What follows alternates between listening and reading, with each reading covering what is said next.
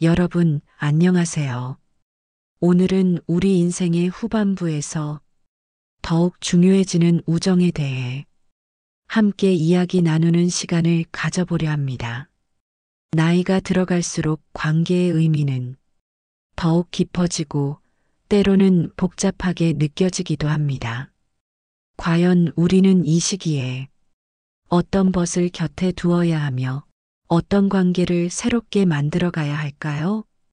그리고 우리 삶에 해가 될 수 있는 관계는 어떻게 현명하게 분별하고 대처해야 할지에 대해서도 함께 깊이 있는 시간을 가져보겠습니다. 진정한 우정의 가치를 되새기며 더욱 풍요로운 관계 속에서 남은 인생을 행복하게 가꾸어 나가는 지혜로운 여정을 함께 떠나볼까요? 우리가 50대에 접어들면 삶의 많은 변화와 마주하게 됩니다. 이 시기에는 오랜 친구들이 아프거나 세상을 떠나는 소식을 접하기도 하고 부모님과의 이별을 겪기도 합니다. 그것은 단순히 한 개인의 상실을 넘어 내 삶의 큰 부분을 이루었던 기억과 유대감의 한 조각이 떨어져 나가는 듯한 깊은 상실감을 동반합니다. 또한 성장한 자녀들이 품을 떠나 독립하는 시기가 되며 이로 인해 텅 빈 둥지 증후군을 겪거나 자녀 중심이었던 삶의 패턴이 바뀌면서 새로운 정체성을 찾아야 하는 과도기를 맞이하기도 합니다. 동시에 직장에서의 퇴직을 맞이하면서 오랫동안 함께했던 동료들과도 자연스럽게 멀어질 수 있습니다. 매일 보던 얼굴들이 사라지고 공유하던 일상의 리듬이 깨지면서 어떤 분들은 홀로 남겨진 듯한 외로움을 느끼기도 합니다. 이처럼 50대는 우리 삶에서 많은 이별과 떠남을 겪게 되는 시기이며 그만큼 기존의 관계들을 돌아보고 재정립해야 할 필요성이 커지는 때이기도 합니다. 관계의 재구축이 필요한 매우 중요한 전환점이라고 할 수 있습니다.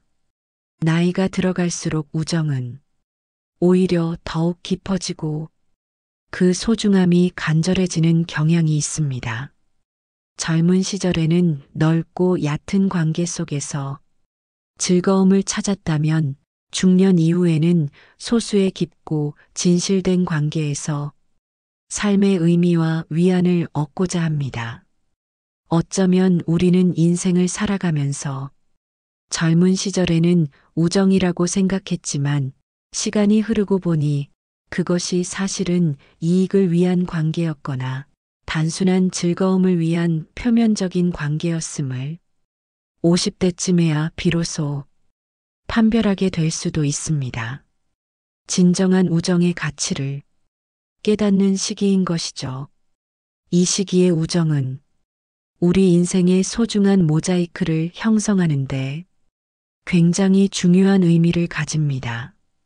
우리가 미처 기억하지 못하는 과거의 순간들을 친구들이 생생하게 기억해주고 함께했던 어릴 적 추억이나 학창 시절의 에피소드를 떠올리며 야, 너 옛날에 이랬잖아 하고 웃음꽃을 피울 때 잃어버렸던 삶의 조각들이 다시 맞춰지듯 우리의 삶은 비로소 더욱 완성된 모습으로 다가오게 되는 것입니다.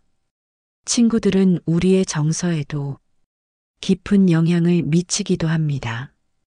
힘들 때 말없이 곁을 지켜주거나 진심 어린 조언을 건네는 친구의 존재는 어떤 치료보다도 큰 위로가 됩니다.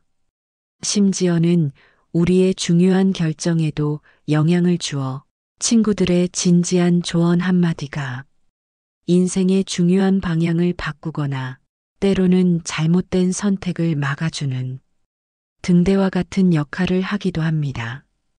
이처럼 또래 친구들은 우리의 삶 전반에 걸쳐 지속적으로 영향을 미치는 중요한 존재입니다. 물론 나이 차이가 많이 나는 우정 또한 매우 소중한 가치를 지닙니다.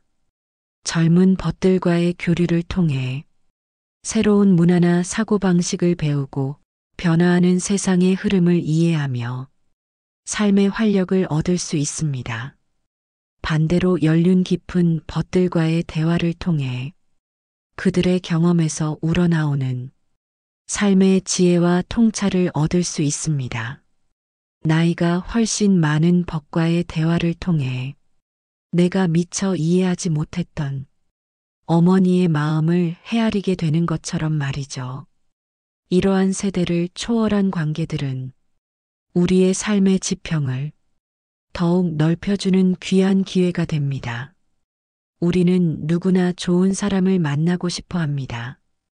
이는 참으로 아름다운 마음이며 우리 삶에 긍정적인 영향을 주는 좋은 인연을 만나는 것은 분명 큰 행운입니다.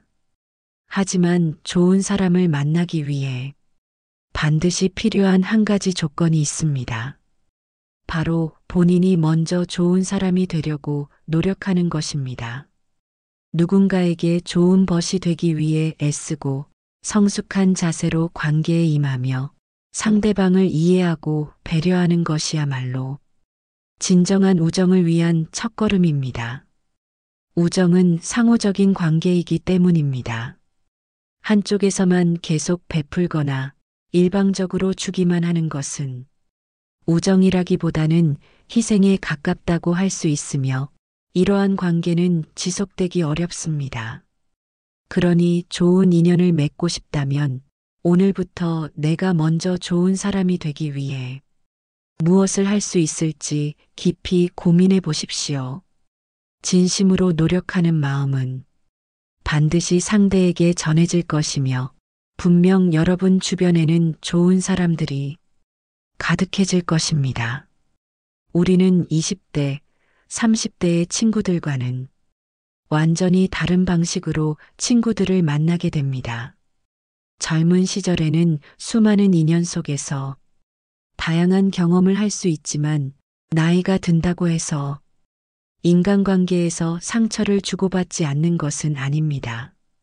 하지만 중년 이후의 벗들은 나의 오랜 시간과 기억을 함께 공유하고 수많은 삶의 굴곡을 함께 넘어서며 오랜 세월을 거쳐 검증된 존재들이기에 새로운 친구를 사귀는 것보다 훨씬 더 깊고 중요한 의미를 지닙니다. 오랜 벗들과의 관계는 마치 잘 익은 포도주처럼 시간이 지날수록 더욱 깊은 맛을 냅니다. 저는 나이 들어서 반드시 만나야 할 벗을 두 가지 그룹으로 나눌 수 있다고 생각합니다. 하나는 슈퍼 친구이고 다른 하나는 삽 친구입니다. 먼저 슈퍼 친구는 어린 시절부터 지금까지 내 인생에 큰 도움을 주고 고마웠던 기억을 가진 친구들입니다. 어릴 적 힘들었던 순간에 용기를 주거나 좌절했을 때 따뜻한 위로를 건네고 때로는 나를 위해 기꺼이 나서주고 내 편이 되어주며 함께 즐거운 추억을 만들고 유머를 나누던 바로 그런 벗들이죠. 이들은 나의 인생의 슈퍼맨과 같은 존재입니다. 옛날에만 좋았던 것이 아니라 지금 생각해봐도 참 좋은 친구들입니다.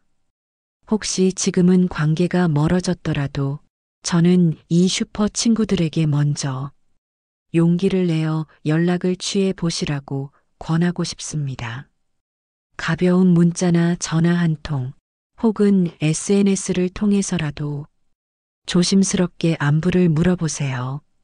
세월이 흐르면서 친구들도 아프거나 우리의 곁을 떠나는 경우가 생기니 남은 벗들이 많지 않은 것이 현실입니다. 더 늦기 전에 전화번호부를 뒤져보고 옛날에 고마웠던 기억을 떠올리며 작은 선물이나 마음을 담은 따뜻한 이모티콘이라도 보내보는 것은 어떨까요? 그 친구는 그것을 사용할 때마다 여러분들을 기억해 줄 것이고 잊고 지냈던 소중한 인연이 다시금 이어질 수 있을 것입니다. 이렇게 먼저 다가가 옛 벗과의 관계를 회복하는 것은 단순히 과거의 인연을 되살리는 것을 넘어 마치 우리의 인생을 다시 회복하고 찬란했던 과거의 아름다운 기억들을 되찾는 것과 같습니다. 이들은 우리에게 또 한 번이 인생의 르네상스를 가져다 줄 것입니다. 두 번째 그룹은 삽친구입니다. 이 벗은 흔히 말하는 삽질한다는 것처럼 정말 어떤 상황에서든 자신의 손해를 감수하고 기꺼이 나를 위해 나서주는 친구를 의미합니다. 극단적인 예로 한밤중에 급한 일이 생겨 도움을 요청하면 망설이다가도 삽 어디 있냐? 고 물어봐줄 그런 친구가 있다면 세상에 무서울 것이 없을 겁니다. 이렇게 든든하고 믿음직한 벗이 있다면 얼마나 행복하고 마음이 편할까요? 물론 현실적으로 이런 삽친구를 찾기란 매우 어려운 일일 수 있습니다. 대부분의 사람들은 자신의 이익을 먼저 생각하고 남의 어려움에 선뜻 나서기를 주저하기 마련입니다. 어쩌면 진정으로 좋은 친구라면 오히려 우리가 잘못된 길을 가려 할 때 따끔하게 충고하고 올바른 방향을 제시하며 때로는 우리가 깨닫지 못하는 위험을 미리 알려주는 현명한 조언자가 되어줄 수도 있겠죠. 새로운 인연을 만드는 것은 나이가 들수록 더욱 어렵게 느껴집니다. 젊은 시절처럼 가볍게 어울리거나 낯선 사람에게 모든 것을 잘 보이려 하거나 완벽하게 갖추어야 한다는 생각은 새로운 관계 형성에 큰 부담으로 다가올 수 있습니다. 하지만 옛 벗들은 다릅니다. 우리가 반바지나 잠옷 차림으로 있거나 조금 남루한 옷을 입고 있더라도 머리가 헝클어져 있어도 심지어는 가끔 인간적인 실수를 하더라도 그저 이해해주고 편안하게 받아주는 친구가 있다는 것만으로도 얼마나 가슴 벅차고 신나는 일인지 모릅니다. 그들이 있는 곳은 우리가 온전히 나 자신으로 있을 수 있는 마음의 안식처가 됩니다. 얼마나 감사한 일인가요? 하지만 이 소중한 벗들도 언젠가는 아프거나 우리와 또 다른 이별을 하게 될 수 있습니다. 피할 수 없는 자연의 섭리이죠. 그러니 그 전에 먼저 만나서 소중한 시간을 나누고 서로에게 깊은 감사와 사랑을 표현했으면 좋겠습니다. 나중에 후회하지 않도록 말입니다. 요즘 젊은 세대들은 손절이라는 말을 많이 합니다. 물론 우리 삶에 해가 되는 관계를 현명하게 정리할 필요가 있을 때도 있습니다. 하지만 중년 정도가 되면 손절이고 뭐고 할 대상이 남아있지 않을 수 있습니다. 많은 벗들이 이미 아프거나 세상을 떠났을 테니까요. 우리는 지금 수명이 길어진 시대를 살고 있습니다. 과거에는 짧은 생을 살며 가족 중심의 부양 시스템이 중요했지만 이제는 자녀들이 우리를 부양하지 않는 마지막 세대이자 부양을 받지 못한 첫 세대인 마처 세대로 불리기도 합니다. 이러한 시대적 변화 속에서 우리는 스스로를 지탱해 줄 새로운 관계 네트워크가 절실합니다. 단순히 옛 친구들뿐만 아니라 새롭게 만나는 사람들도 모두 우리 삶을 풍요롭게 할 수 있는 소중한 네트워크의 일부가 될 수 있습니다. 이제는 손절의 시대가 아니라 서로를 연결하고 지지하며 함께 살아가는 연결의 시대인 것입니다. 이러한 연결망은 우리의 정서적 안정과 신체 건강 유지, 사회적 복지, 그리고 예측 불가능한 미래까지 받쳐주어 우리가 오랫동안 행복하고 안전하게 살아갈 수 있도록 든든한 지지대가 되어줄 것입니다. 그러므로 지금이야말로 새로운 벗을 만나고 더욱 풍요로운 관계를 맺을 시기라고 감히 말씀드립니다. 새로운 관계를 통해 우리는 새로운 활력을 얻고 삶의 폭을 넓힐 수 있을 것입니다. 그렇다면 새로운 인연은 어디서 만날 수 있을까요? 저는 안전한 공동체를 찾아보시라고 권해드립니다.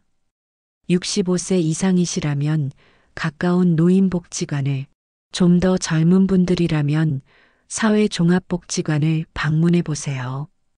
이곳들은 단순한 복지 서비스 공간을 넘어 하나의 학습 공동체 역할을 합니다. 그 외에도 평생 학습관, 도서관에서 운영하는 다양한 문화 강좌, 취미 동호회, 지역 봉사단체, 혹은 온라인으로 수강할 수 있는 사이버대학이나 방송통신대학 등도 좋은 대안이 됩니다. 공부를 한다는 것은 특정 지식이나 기술을 배우는 것을 넘어 취향과 지향점, 목표를 가지고 무언가를 능동적으로 추구하는 행위입니다. 서로 같은 취미를 공유하거나 공동의 목표를 가진 사람들이 모인 학습 공동체는 매우 건강한 만남의 장이 됩니다. 이곳에 오는 사람들은 대부분 건강한 목적을 가지고 있으며 인생에 나아갈 바를 긍정적으로 추구하는 경우가 많습니다. 함께 배우고 함께 수련하며 점점 더 괜찮은 자신과 타인을 발견하게 될 것입니다. 사람은 혼자서는 온전히 성장할 수 없으며 다른 사람을 보면서 배우고 서로에게 영향을 주고받으며 발전하도록 만들어진 존재입니다. 이러한 학습 공동체에서는 나와 비슷한 성향과 욕망, 그리고 긍정적인 에너지를 가진 마치 거울과도 같은 사람들을 만날 수 있습니다. 가장 안전하면서도 빠르게 친밀감을 경험할 수 있는 곳이죠. 가까운 복지관이나 평생 학습관, 도서관의 다양한 클래스, 사이버대학이나 방송통신대학 등을 통해 새로운 학습을 도모해 보십시오. 이는 분명 의미 있고 재미있으며 때로는 학위까지 받을 수 있는 삶의 깊이를 더해주는 즐거운 인생 순례길이 될 것입니다. 하지만 모든 관계가 다 좋은 것만은 아닙니다. 나이가 들면서 우리는 삶의 경험을 통해 더욱 정교한 인생의 필터가 생겨 진정으로 피해야 할 사람들을 더욱 명확히 구분할 수 있게 됩니다. 절대 만나지 말아야 할 혹은 반드시 도망가야 할 두 그룹의 사람들이 있습니다. 첫 번째는 가스라이팅 하는 사람들입니다.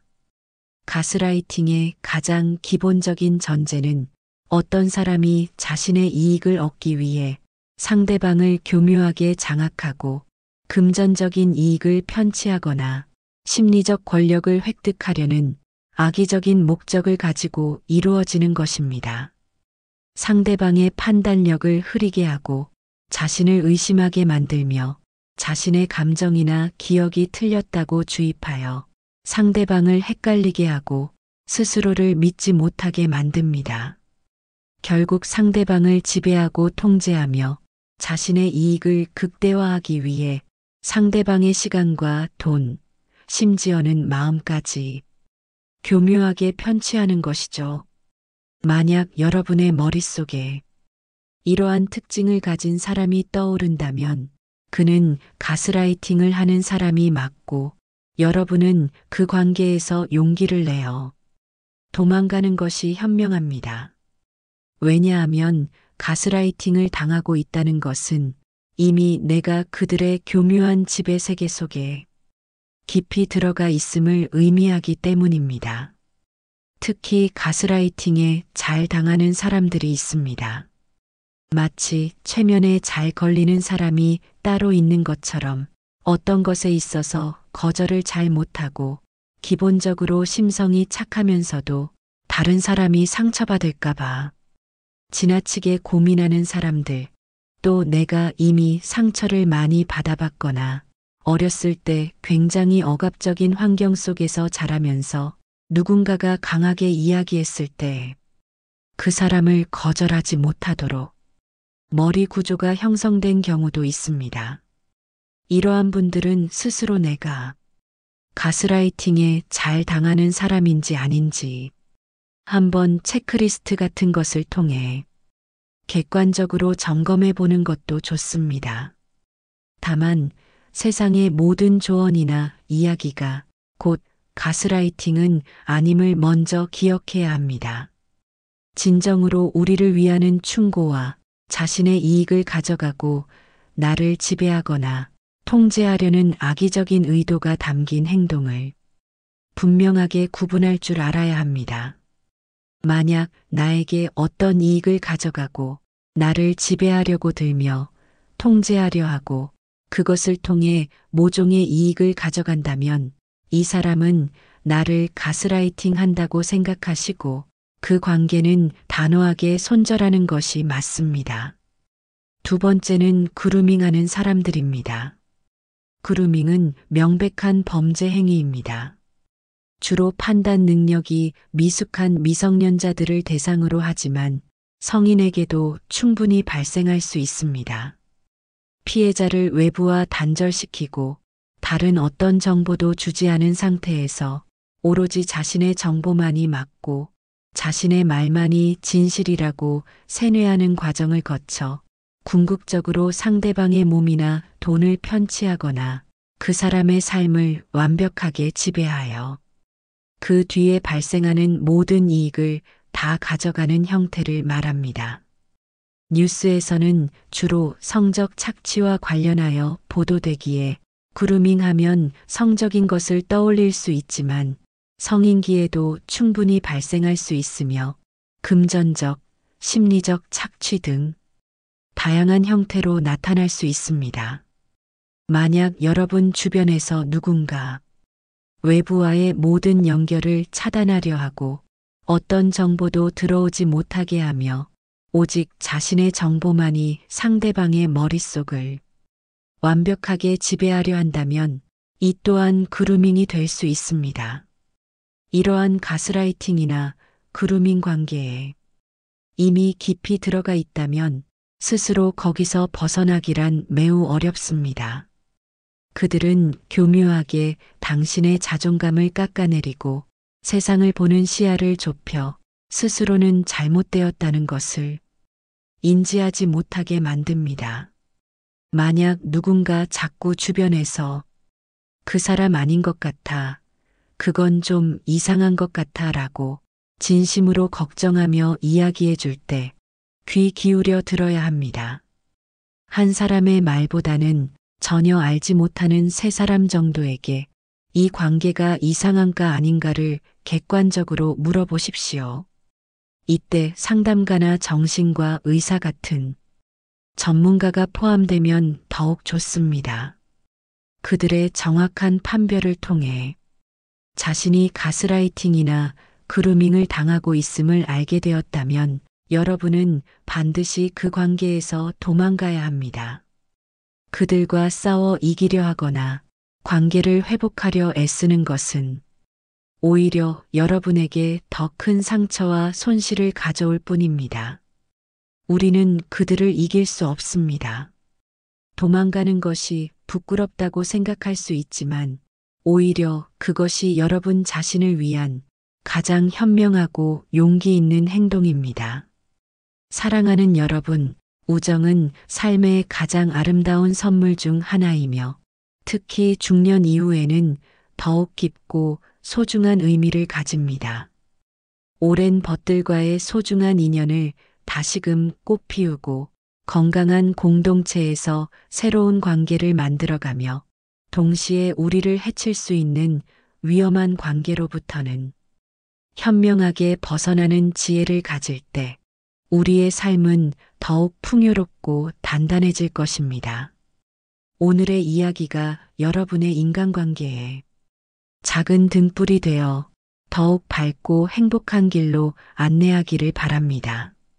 깊어지는 세월 속에서 진정한 우정의 가치를 발견하고 그 안에서 진정한 행복을 찾아가는 여정에 언제나 지혜와 평안이 가득하시기를 기원합니다.